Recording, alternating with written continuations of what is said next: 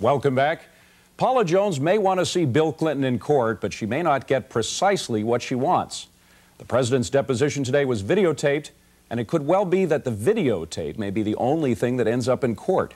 Joining us now from Dallas is attorney Dan Guthrie, who was present for the president's deposition at the White House in connection with a Whitewater investigation, and who knows well how the president deals with sworn testimony.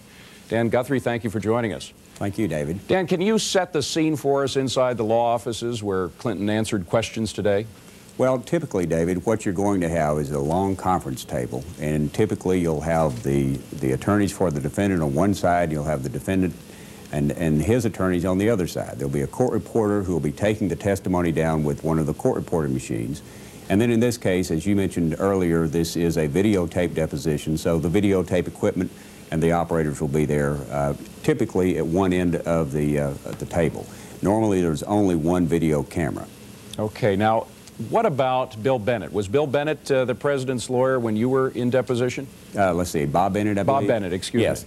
Bob Bennett actually has represented the president in connection with the civil matters. David Kendall of Williams and Connolly actually represented the president in connection with the grand jury subpoenas and so forth that were responsive to Ken Starr's matters. So David Kendall was there in the map room along with Ken Starr's people, the judge, her staff, the video people that I mentioned earlier, and then there were two court reporters as well as the co-defendant and his attorneys, as well as my client and me. Now, does the president step in and answer these questions directly, or does he let his lawyers do all the talking? Well, normally, I can just speak from the experience that we had in the map room. The president came in, he circled the room, shook hands with everybody in the room, including the prosecutors from Ken Starr's office. And then he sat down in the position where the camera could best see him, and the judge asked me to proceed, and we did. Now, were the proceedings secret in that case as well as the deposition that just took place? Well, they were secret in terms of the disclosure of the testimony. The judge had ruled that the contents of the testimony of the president could not be revealed until it was actually played during the course of our trial there in Little Rock.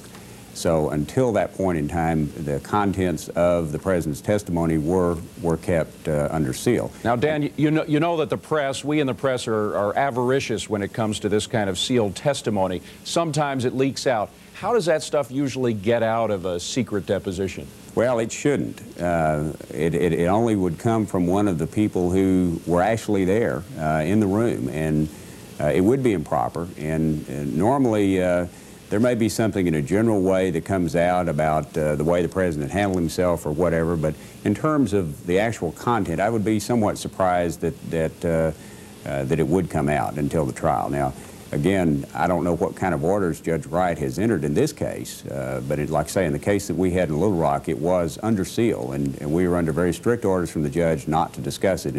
And to my knowledge, there was no discussion of the contents of the testimony. What kind of a judge is Judge Susan Weber Wright? Is she the kind of judge who has a very strict discipline in her proceedings? Well, in the case that I had in front of Judge Wright, she came across as a very intelligent judge. She's thoughtful.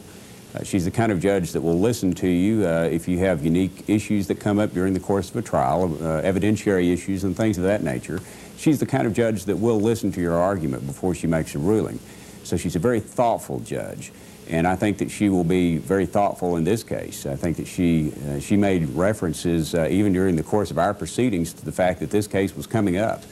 So she's very much aware of the significance of the case. She's very much aware of the way the case is going to be covered by the press.